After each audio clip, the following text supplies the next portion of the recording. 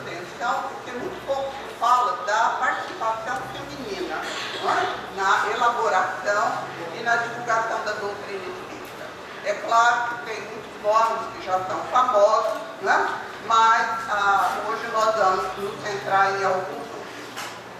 Eu tenho que fazer um agradecimento inicial a 3 pessoas, 2 das quais eu conheço, uma terceira não.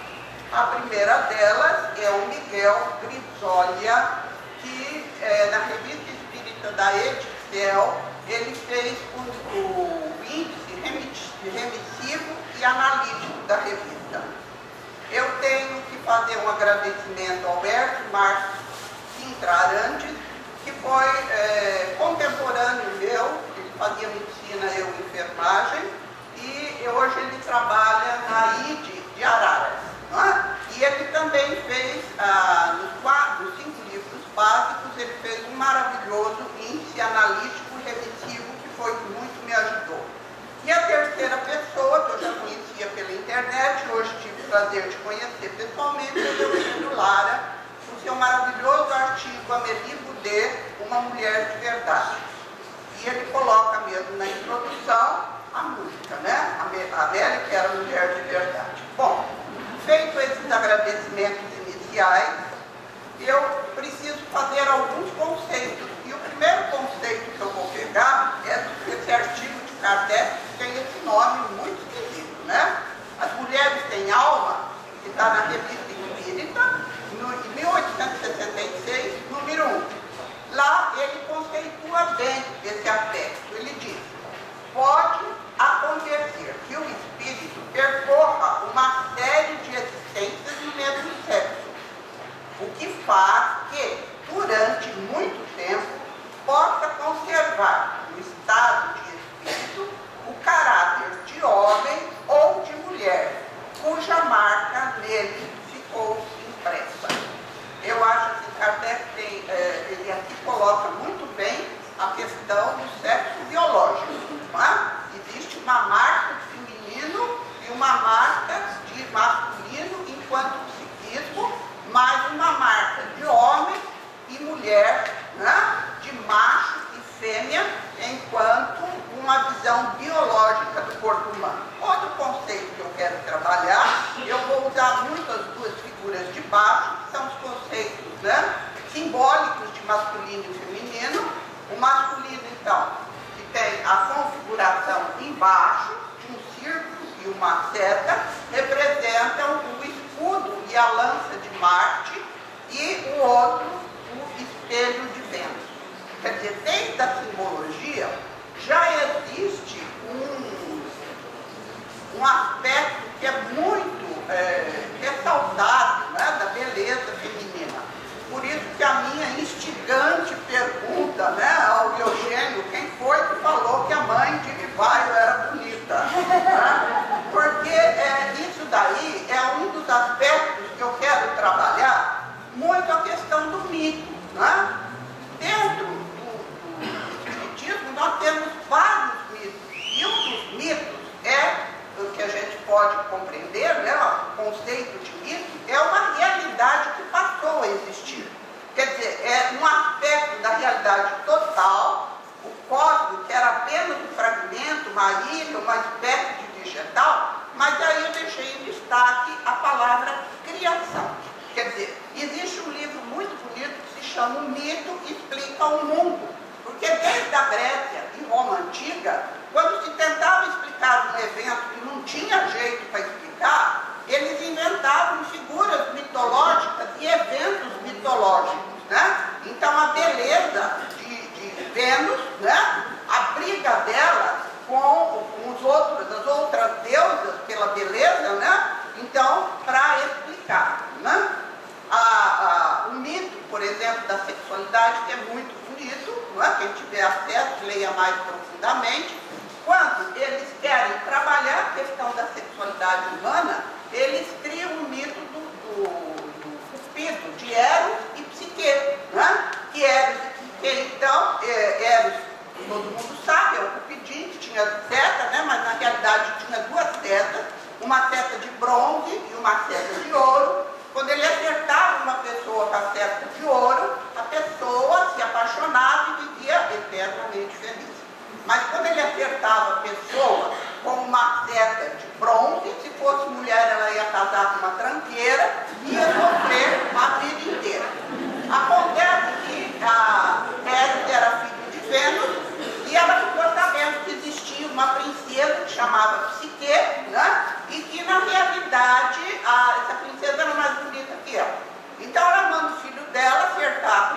com a seta de bronze, porque a mulher que sofre não acaba nunca sendo bonita, né?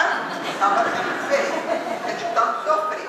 E, na realidade, ali tem um entrevero entre os dois, e então eles se fundem eternamente, mostrando que Eros e Psique estão eternamente fundidos, né? Para trazer a questão do mito.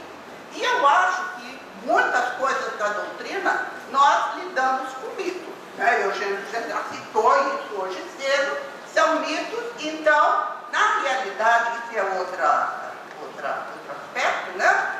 Que eu vou trabalhar um pouco com a demitização, né, de uma figura maravilhosa que se chama Amélie Gabrielle Couder. Né?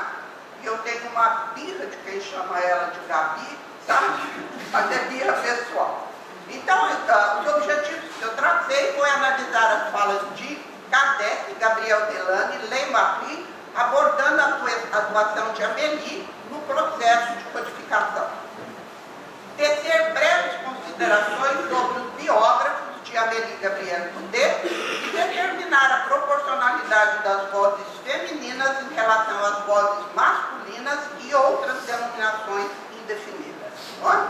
Então, vamos começar. Nós estávamos em Paris no ano de 1875, a cidade fervilhava muito os processos intelectuais, era o centro das atividades intelectuais da Europa, né? E essa maravilhosa mulher aí, né, que se chama Marine Ley-Marie, esposa do Ley-Marie, que era o responsável pela Revista Espírita, depois que Kardec desencarnou, ela fazia uma subscrição entre os espíritas para que ela pudesse publicar um livro, né, um livro extremamente volumoso, que em português nós temos apenas um resumo e uma introdução feito pelo nosso querido Hermínio de Miranda, né? Feito por Hermínio de Miranda, recentemente desencarnado, que então a gente tem algumas informações a respeito disso. Essa é a capa do livro, né? A capa aí simboliza, está um pouco claro, né? A capa simboliza então a Amélie no tribunal desse ano, em Paris, junto com Bouguer, que era um médium fotógrafo, médium de eventos físicos, Ley-Marie, que estava sendo condenado, né, e Firman, que era um médium americano. Né? E então, o que aconteceu? O que originou esse processo? O que originou nos tribunais da França esse processo? Essa famosa fotografia aí, né? E outras fotografias dos espíritos, em que a Amélie Gabrielle Couder aparece secundada por Kardec, que segura uma mensagem na qual ele pede, embaixo está traduzido, querida esposa, protegei nosso médium, porque falsos espíritas o embaraçam neste momento. Ele só é verdadeiro e especialmente fará que desenvolva nossa doutrina. Ley-Marie deve ajudá-lo. Estou com todos vós. Coragem e adeus. Então, foi essa fotografia foi considerada como uma fraude, não é? Porque diz que o fotógrafo, né, que colocou atrás de Amélie um boneco, e a secretária afirmava no seu depoimento pela Justiça Francesa que ela quem havia escrito esse recadinho. Não é? Então, para finalizar toda essa questão, a Ley-Marie tem que fugir para a Bélgica, não é? Onde ele fica retido por um tempo. A esposa e posteriormente o filho assumem a direção da revista. Bouguer também vai embora, sem nenhuma punição, e o Firman também volta para o seu país de origem, sem nenhuma punição, e só o Ley-Marie que fica sendo o grande vilão do processo. E nesse processo fica muito destacado uma questão muito séria, na qual a Amélie, já bastante idosa, porque Kardec já havia desencarnado, né? Que vai já havia desencarnado, ela chama a atenção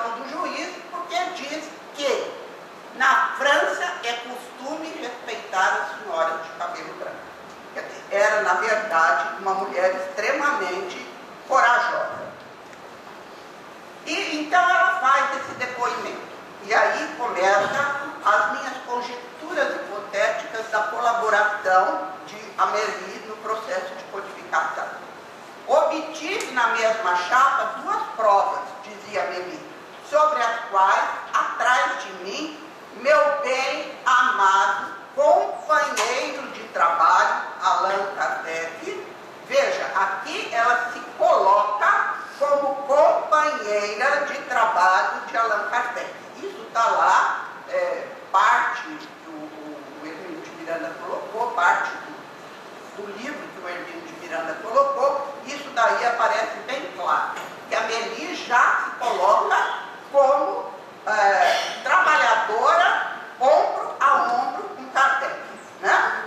Depois nós vamos ver essa clássica afirmação também de Kardec na Revista Espírita em 1865, quando ele diz: minha mulher aderiu plenamente aos meus intentos e me secundou em minha laboriosa tarefa, como faz ainda, através de um trabalho frequentemente acima de suas forças, sacrificando sem pesar os prazeres e as distrações do mundo aos quais a sua posição de família havia habituado.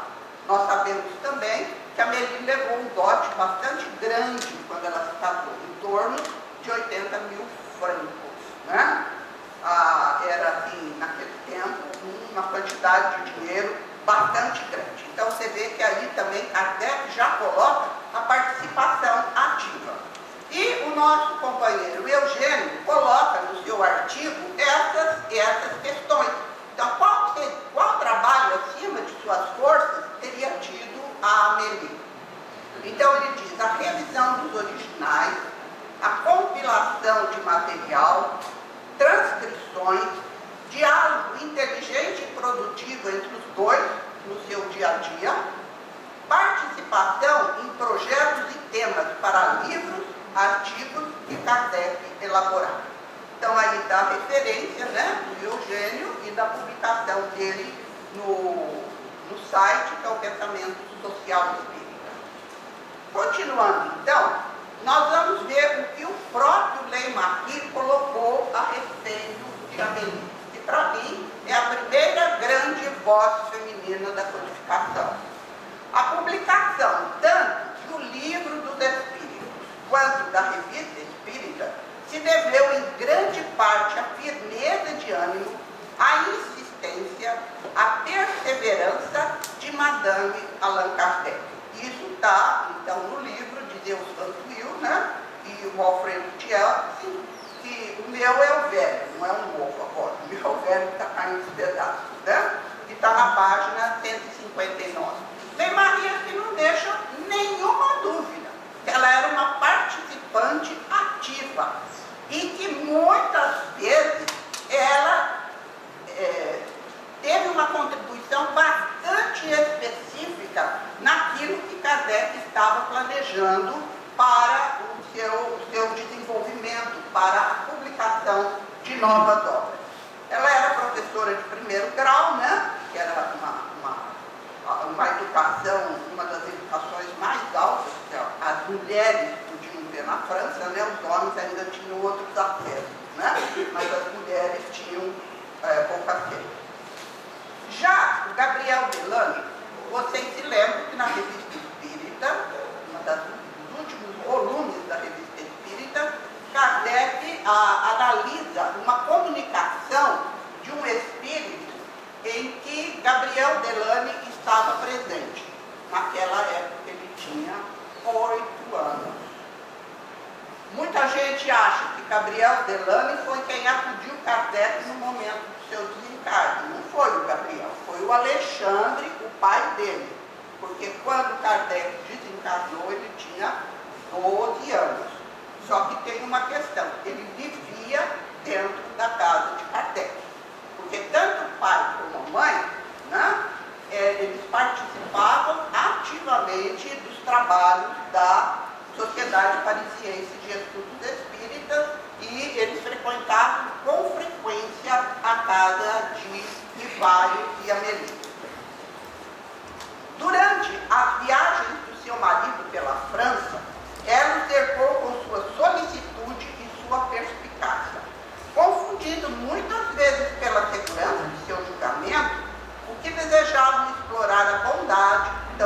conhecida do mestre. Nesse texto do Gabriel Delano, quando eu leio, me dá a impressão que ela não era tão doce capina, que ela era terrível, não é? Porque ela tratou, não é, de interferir junto àqueles que tentavam explorar a tão conhecida bondade do mestre. Não é? Continua o Gabriel Delane, não é? Que isso é o discurso que ele fez no dia do enterro do corpo de Amélie. Allan Kardec se inspirou em sua inteligência tão justa para a elaboração de suas obras.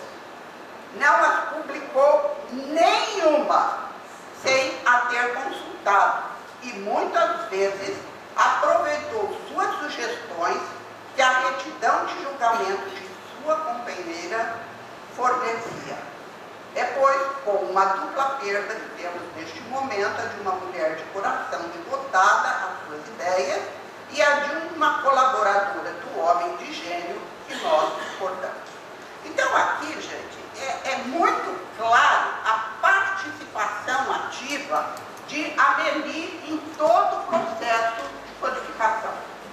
O Eugênio começa o artigo dele dizendo que uma vez ele sugeriu a uma companheira, né, Eugênio, que escrevesse um pouco sobre Amélie. E que ela falou: Deus que me livre que eu vou escrever sobre Amélie. Não é? Eu vou escrever sobre Maria Soler, né? Uma Soler, a médium, a grande médium, porque entre nós, os espíritas, ainda passa o mito de que a Amélie gastava o seu dia servindo, né, chá e brioche. Então, o que eu estou colocando aqui é que em todo momento se perpetua na doutrina espírita esse mito, né, da mulher chamada Amélie Gabrielle Goudet, não é? Que de alguma forma a gente vê que a participação dela foi além do que se concebe no movimento espírita. Em São Paulo tem uma rua que chama Amélie Gabrielle Goudet, tem um centro espírita que se chama Amélie Gabrielle Goudet, e se nessa encarnação eu ainda for fundar um centro espírita, vai chamar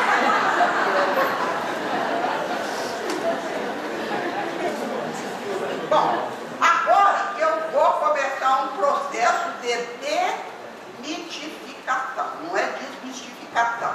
Desmistificar é quando você fraga uma fraude, uma mistificação. Aqui foi um mito criado. Então, essa famosa biografia, né, do Henri Salsi, acho que é assim que se pronuncia, que foi uma conferência proferida em Lyon em 31 de março de 1896.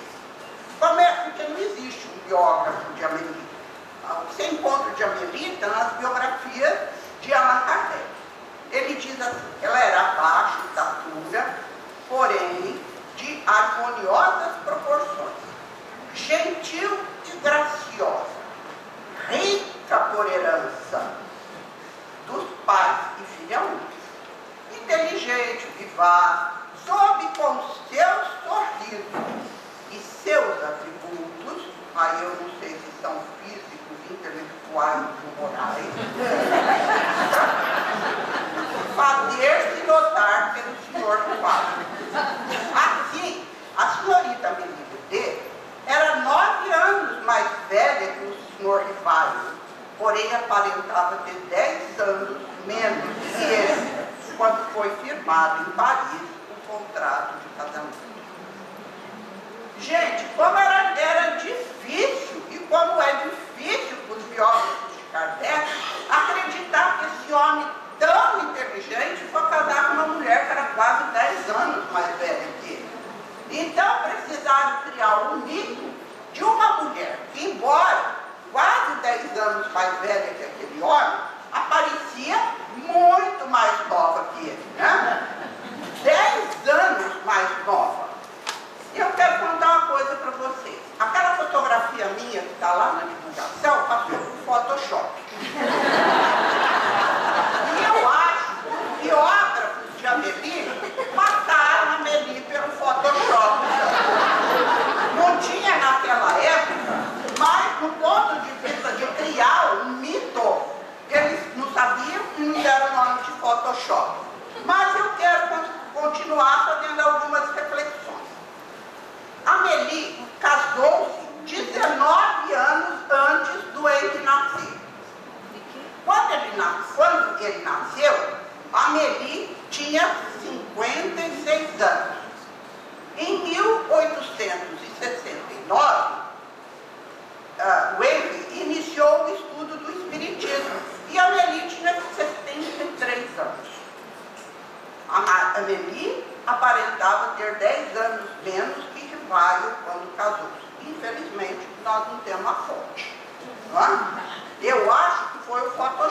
passou aí, né? E passou na Meli, tornando-a, né, 10 anos. Então, esse é um aspecto, né? Para uma mulher ser valorizada naquela época, ela tinha que ter uma série de atributos, né? Ser bonita, ser mais nova que o marido, né? Vocês lembram que o Vicente Menezes, quando casou, ele casou com a esposa, a primeira esposa dele, que tinha 14 anos, não é? Então, um homem, né, professor, com um certo prestígio em Paris, de repente casa com uma mulher 10 anos mais nova, mais velha que ele. Então era preciso achar uma justificativa para ele ter feito isso. É porque ela parecia 10 anos mais nova. Companheiros, ainda numa sessão mediúnica, a Meli vem contar para nós como é que ela fez para parecer 10 anos mais nova. Então, essa daqui é a minha primeira demetização. Não é? É preciso começar a tirar o Photoshop da figura física de Amélie e começar a colocar nossas mentes na participação dela. Aí, continuando, tem vários biógrafos que repetem, né? Nós vamos cair outra vez no Dr. Canuto, né? Que morou em São Paulo, como já foi lembrado, tem vários distritos, está aí numa fazenda, né? Que ninguém tem acesso, só aquelas 2 pessoas que ele deixou de acesso. E nós outros todos somos curiosos. Então, ele escreveu esse livro, Livro dos Espíritos e sua tradição histórica espiritual. E nós ficamos repetindo conteúdos deste livro como se fossem verdades absolutas. Então, vamos ver, na introdução da conferência que ele fez, qual é o preâmbulo que existe feito pelo pessoal dos movimentos espíritas de São Paulo. Né? Aí ele conta, né, que esse material que ele ia apresentar já tinha sido... Você está cortando o papelzinho, não é para não falar que falta 5 minutos, não, né? Ele então já vinha publicando sob forma de folhetim, aí fica. É uma história romanceada que retrata um século depois. Muito bem. Quem escreve um romance tem o direito, tem uma licença poética de introduzir coisas. Mas nós precisamos, como Kardec, ter bom senso de entender que isso é uma licença poética. Não é? Continuando, o autor desse texto diz que era um folhetim novelesco. Então, ele está deixando bem claro que era algumas concepções de Canuto de Abreu sobre aquilo que ele iria dizer. Então, nós temos que ler o que ele diz sobre a Amélie com essa ótica. A ótica de ser romanceado, de ser um folhetim novelesco, e não uma verdade absoluta. Não é? Bom, aí ele diz o seguinte, né? O Canuto de Abreu. Miudinha, graciosa, muito vivaz, aparentava a mesma idade do marido, apesar de 9 anos mais velho. Passou o Photoshop para mim. Os cabelos crespos, bastos, outrora castanhos, repartidos ao meio e descido até os ombros, né? Face cheia, testa alta, larga, encimada por sobrancelhas genuflexas, acusava a capacidade intelectual. E eu fiquei tão arrasada. Porque eu não tenho nenhuma capacidade intelectual. Não tenho nenhuma sobrancelha genuflexa. E aqui eu me lembro muito da frenologia, de analisar o caráter de uma pessoa, né, através da sua aparência física. Não é? Então, tudo bem, foi válido numa época. Os lábios delicados, prontos para sorrir, mas quando ela fez a viagem espírita, ela ficou muito brava, fez cara feia para muita gente, né? Como relata Gabriel Delame, né? Então, ele retrata. Agora, nesse texto aqui é pior, porque ele escreve como é que ela estava vestida, né? Então...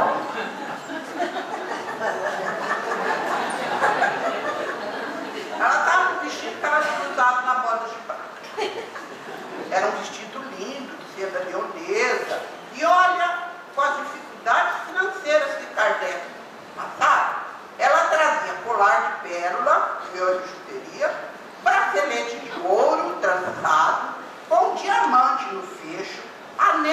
brilhante solitário, aliança de ouro orlada de prata e um broche. E nesse broche, que ela tinha recebido de presente do marido, era no formato de um livro lavrado e que tinha uma fotografia de Rivaio, né, com as longas cabeleiras loiras encaracoladas na ponta, aí nesse broche. É o famoso broche que a gente vê na única fotografia que ela tem. Ou tem outra, Eugênio? Eu só conheço aquela. Tem aquela e tem a do buquê, né? Que aparece Ah, do buquê. Então, e aquela lá, a fotografia do buquê. Bom, aqui então, gente, você vê que realmente é romanceado, é poético. Ele imaginou que fosse assim. Agora, todos nós sabemos da dificuldade financeira que Kardec passou para a mulher ter uma árvore de Natal ambulante. Todos esses adereços. Eu sei que eu estou provocando aqui, porque para muitos de nós isso é uma surpresa. É uma surpresa. Nós não podemos ler de uma maneira acrítica e tomando por verdade a coisa que os líderes escreveram. Só que eles tiveram a honestidade de dizer que era romanceado, que era um folhetim novelesco, e nós continuamos fazendo palestras usando essa descrição de roupa, que eu não sei, será que está em algum escrito lá? Pode ser que esteja, né? Mas não sei. Então, estou demitizando a Amélie como sendo essa dondoca toda cheia de joia e mostrando que era uma mulher que tinha sobrancelhas genuflexas e, portanto, sabia pensar. Então, vamos ver, né, que demitizar é retirar o caráter mítico ou mitológico de algo. É confrontar, é comparar. Eu acho que quando eu fiz o confronto das idades diferentes, eu não sei quem foi que contou para ela que 30, 40 anos antes ela era bem proporcionada. Porque na época que ele a conheceu, ela já era uma pessoa de certa idade. Então, até aqui, eu quis mostrar justamente o aspecto da Amélie como uma grande colaboradora de Kardec. E eu não vou falar não, que ela foi o autor da codificação, embora eu pense sinceramente que ela foi. Por isso que ela, a partir do tempo, ela não é mais chamada nas obras de Amélie, é chamada de Marta, Então eu acredito muito que Allan Kardec é um personagem com uma polaridade masculina e uma polaridade feminina. Tá? Rivaio e Amélie. Vocês me desculpem, mas isso daí é a minha percepção de todo o estudo que eu fiz, aprofundei bastante para encontrar referências de Amélie. Bom, essa figura aí saiu num calendário da USP de 2004. Não é? Eu já procurei quem que é esse Ismael aí, não consigo saber.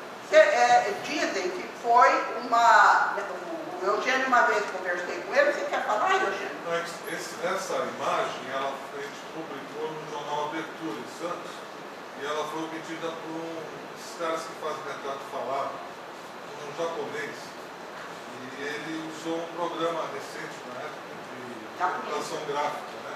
Aí ele fez um rejuvenescimento. Eu acho que ficou horrível. Eu não sei, Eugênio. Eu não sei se ela era assim, galegona, que nem eu, ou se ela era uma totoca. Eu acho que poderia ter ficado bem melhor pela parte tecnológica. A gente acostumou a conceber a Amélie do ponto de vista físico. Uma mulher bonita, bem proporcionada, de sobrancelhas arqueadas, e perdemos a dimensão dessa mulher que trabalhou intensamente na codificação da doutrina espírita.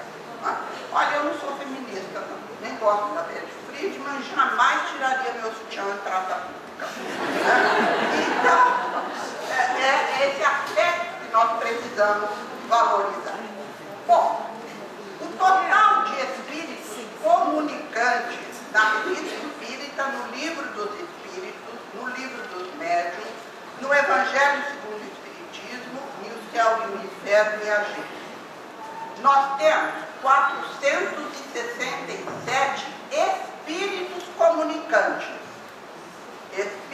comunicantes e não mensagens.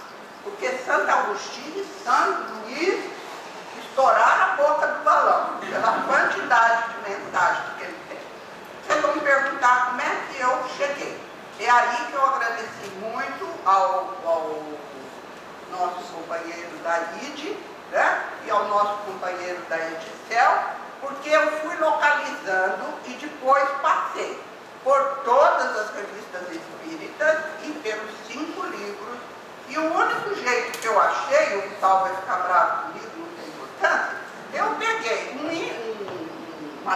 índice telefone e fui anotando por ordem alfabética, do lado de cá os homens e do lado de cá as mulheres. Por isso que deu para eu contar o número de espíritos comunicantes. Então, nós temos desses espíritos comunicantes 361 espíritos de, vou chamar de psiquismo masculino, e 66 espíritos de psiquismo feminino.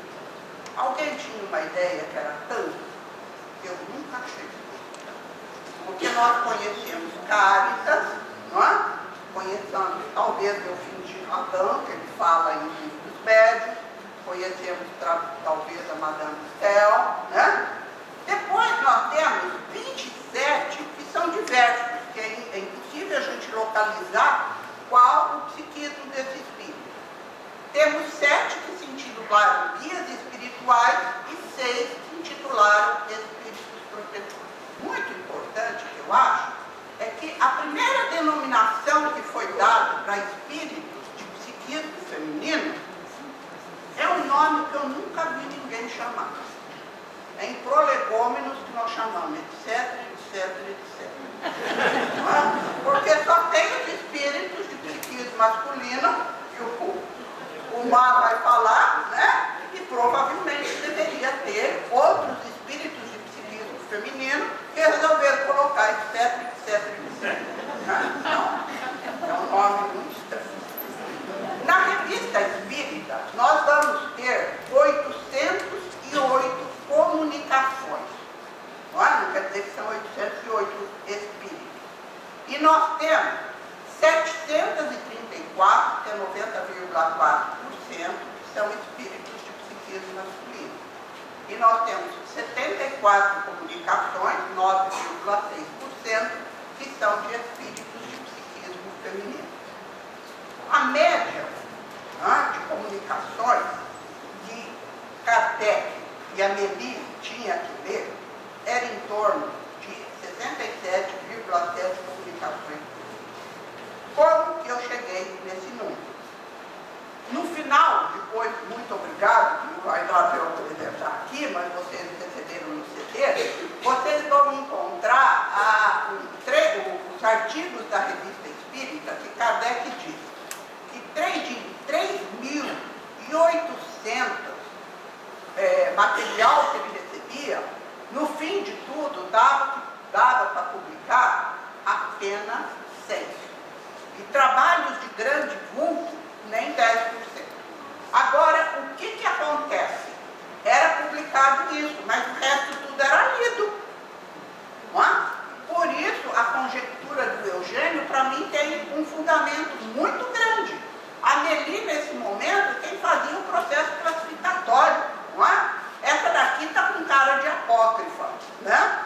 O espírito que assina não tem nada a ver, né? Essa daqui não tem fundamento, né? Ia selecionando, né? E depois disso, selecionado, tinha que ser relido para ver se a forma, se o fundo, se a maneira redacional permitia ser publicado na Revista Espírita, né? Então, o trabalho de leitura deles era exaustivo. Ele começou com 10 médios, quando ele fala no livro dos Espíritos, e terminou com 1000, né, no Evangelho segundo o Espiritismo. Quer dizer, vocês já imaginaram o tamanho desse volume e a participação de Amélie nisso tudo? Bom, meu marido achou isso daí horroroso, né? Mas eu não achei outro jeito de expressar, né? Não achei outro jeito de expressar os 66 espíritos de psiquismo feminino que Kardec Kardec apresenta ou na Revista Espírita ou nos 5 livros que nós chamamos de obras sacras. E esse foi o trabalho, gente, mais instigador que eu tive nos meus estudos de Espiritismo. Eu li a comunicação de todas essas mulheres. Está aqui, ó, a síntese de todas essas, ó.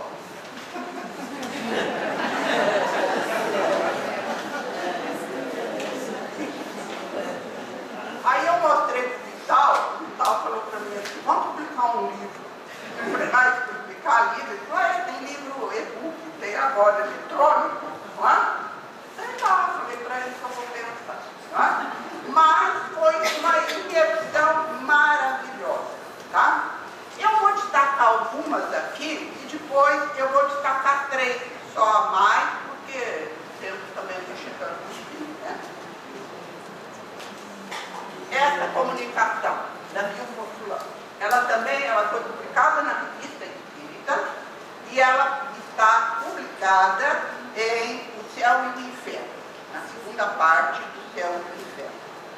A Viúva Fulana, ela foi amiga pessoal de Kardec e de Amélie. Quando ela foi evocada, ela se dirige primeiro a Amélie para depois se dirigir a Kardec. E ela diz, minha querida amiga, né? E coloca que ela está aqui, que a Amélie está bastante sofrida com o desencarne dela, porque ela era miniaturista e ela ficou viúva e o que era hobby para ela, ela teve que fazer a sua fonte de renda e ela acabou ficando cega. Né? Então ela faz uma dissertação muito bonita para mim. Aí Kardec pergunta para ela, mas você era tão tímida, como é que agora você está tão solta? Né? E ela fala então das transformações que o espírito sofre no plano espiritual. Essa comunicação da Viúva é belíssima. Outra comunicação que me tocou profundamente foi a da viúva suicida. Gente, é de uma tristeza tão grande, porque o marido estava impossibilitado, ela era viúva, o marido morreu, ela tinha as crianças e ela vai pedir um pão. E o padeiro não dá o pão para ela, não é? E sai do balcão e ela rouba o pão e leva para os filhos, não é? E o padeiro dá parte na polícia e a polícia vai na casa dela no momento em que ela estava dividindo o pão com os filhos para prendê-la. E ela diz o seguinte para ele, o senhor me espera, eu trocar, eu vou com o senhor. Aí ela vai para o quarto e com a própria faca que ela estava cortando o pão, ela se suicida. Né? E depois Kardec, então, a evoca na sociedade, não é? E ela relata por que ela fez isso. Porque ela sabia que agora a sociedade, sabendo desse fato, ia cuidar das crianças. Não é? E depois ela dá uma lição muito grande para nós, os espíritas, que estamos falando em vários suicidas, porque ela estava sendo amparada na espiritualidade. Não é? E esse é um aspecto muito bonito. Uma outra pessoa que eu gostaria de destacar é a Heloísa. Né? A Heloísa, todo mundo conhece aquela classicíssima história, né? De Abelardo e Heloísa, que eles se tornaram amantes, ela ficou grávida, teve um filho, e o tio dela, que era tutor dela, mandou tirar os testículos de Abelardo. Não é? E eles são considerados como almas gêmeas. E elas então se comunicam na sociedade de Paris, tanto Heloísa como Abelardo, para dizer que na realidade não existe almas gêmeas, existe almas afins, que eles estão juntos no plano espiritual. E depois São Luís vem e complementa a mensagem de Abelardo e Heloísa. E tem da Rainha Alde, que está no Céu e Inferno, que ela queria ser desenterrada lá na terra dela, porque aquela terra lá que ela estava enterrada era uma terra muito ruim, e que ela queria ser tratada como rainha. Né? Existe existe a Ida Pfeiffer, que é muito interessante aqui. Ela era um espírito feminino, ela era uma mulher, que encarnou como mulher, e ela foi uma célebre viajante, e ela escreveu muito. E ela então ali coloca-se, ela tem uma comunicação lá na Sociedade Parisiense, e ela então coloca que aquele gosto dela por viagem é porque na encarnação passada ela tinha sido marinheira, não é? Mas ela era uma pessoa extremamente feminina. Então nós precisamos mudar esse conceito nosso aí, sabe? De que espírito de homem que reencarna em mulher, não é? Precisamos pensar nisso e estudar isso mais seriamente para não sair falando bobagem. Tá?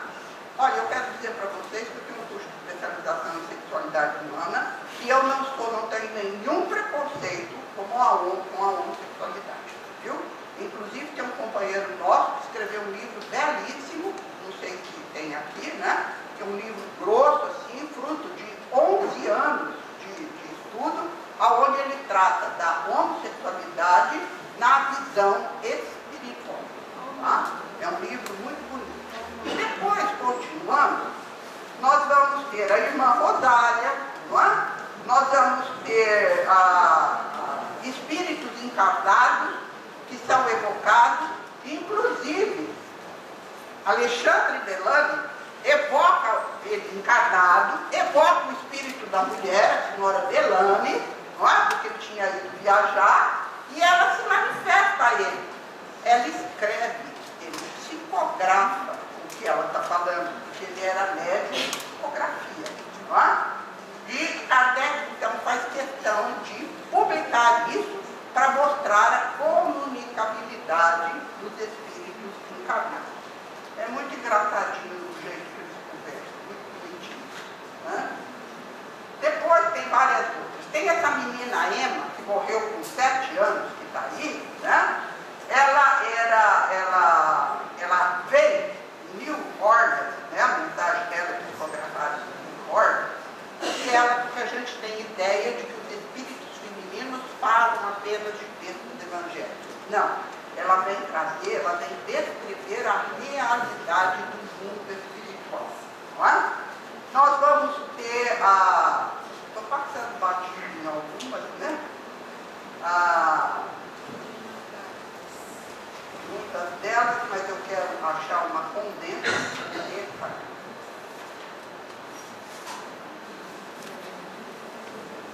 Essa Maria G dá uma comunicação extremamente interessante que eu achei.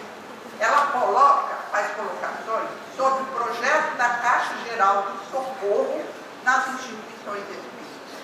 Porque ela vem fazer um clamor quanto ao uso do que as mulheres estavam tendo em pesquisas científicas. 1866.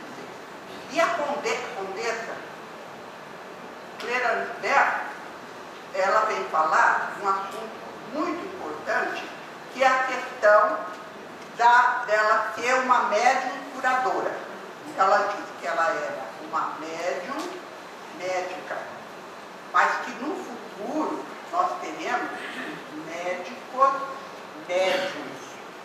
Tá? Ela alerta isso a cabeça. E assim por diante. Quanto tempo tem?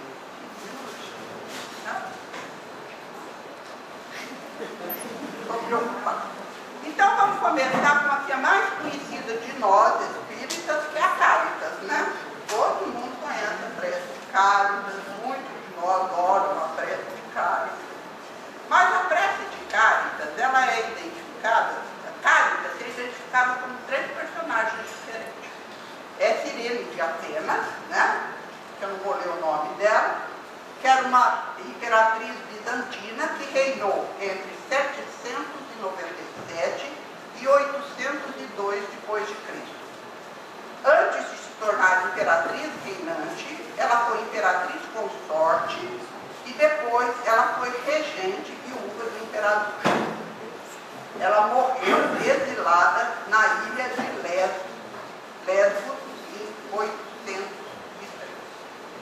Eu achei muito interessante essa personagem, sabe? daí aparece no texto de Kardec, né? A identificação aparece como sendo essa rainha bizantina, né? Eu fui ver a biografia dela, ela era muito ligada à Igreja Católica, ela participou de muitas atividades que hoje, né, não participaríamos. Aí eu fiquei pensando, como é que ela vem dar essas mensagens agora? Eu me lembrei da explicação que Kardec dá do texto de Santo Agostinho, né? Quando ele explica no Evangelho segundo o Espiritismo, por que Santo Agostinho hoje tinha uma visão muito diferente, não é? Então, ele explica que, por exemplo, Santo Agostinho, encarnado, acreditava nos incubos e nos sucubos, que eram os espíritos que faziam tentações sexuais. Ele acreditava na doutrina dos antípodas, né? Que depois, como Santo Agostinho, manifestante, né, através da mediunidade, dos médiuns da sociedade, se mostra com um comportamento filosófico. Então ele diz que realmente é o grande espírito que o pai tem a porta-boca. A terceira, ela é a Marte, uma Marte que viveu em 137, também está anotado. E depois, a terceira pessoa que é identificada como ela é as três irmãs, Ágata, Quíonia e Irene, que também foram mártires, mas já no ano 304 do cristianismo. E Kardec apresentava uma admiração muito profunda por esse espírito, né? As mensagens dela são de muito incentivo à caridade, com ênfase na caridade material, mas ela destaca a importância da indulgência e da benevolência. Aí estão as comunicações de Cáritas, né? Mas está no CD, depois quem quiser ver mais tempo. A pequena Cáritas também tem isso. Tem uma que se identifica como Cáritas e tem outra que se identifica como uma pequena Cáritas. Uma jovem desencarnada em tenridade, muito evangelizada. Fazia parte da equipe espiritual de Marmande, que atendeu um caso de obsessão. Durante o tratamento, ela é psicografado dela 4 mensagens de cunho científico e moral. É muito interessante essas mensagens dela. É o espírito guia da sociedade que relata esse perfil dela como sendo uma jovem desencarnada. Mas ela se identificava como sendo a pequena Cáritas. A Delphine de Girardin, né, essa mulher linda, que Kardec critica em O Livro dos Médiuns, dizendo que ela criou uma tal mesa de Girardin, que através dessa mesa ela fazia a comunicação dos espíritos, e através do uso dessa mesa, quando ela vai visitar Vitor Hugo, exilado, não é? Ela consegue a mensagem da filha de Vitor Hugo, e Vitor Hugo, então, se declara débito ao espiritismo. Né? Mas depois disso, e eu tenho até no material, Caminhos para o Espiritismo, um estudo mais profundo que eu fiz dela, porque eu até chamo Allan Kardec, Delphine de Girardin e o bom senso de Kardec. Porque, ó, quantidade de publicações, de mensagem que ele traz de Delphine de Girardin. Tá? E, finalmente, a Madame de Staël, que foi uma baronesa, Napoleão Bonaparte detestava ela, exilou ela a 65 quilômetros de Paris, ela não podia voltar, porque ela era adepta do iluminismo francês naquela época, que se opunha ao regime de Napoleão. Nas mensagens dela, achei isso muito interessante, ela enfatiza a atuação dos espíritos superiores junto à humanidade, e ela afirma que ela não escreveria muitos dos textos que ela tinha escrito quando encarnada, e ela faz uma declaração muito importante, que ela teve um comportamento muito masculino quando encarnada. Aí eu fiquei pensando, ela teve 4 maridos.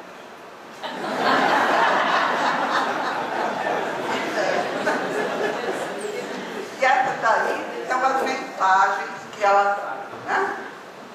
Então, a essas mulheres, pouco mencionadas, mas muito ativas, a nossa gratidão. Muito obrigada pela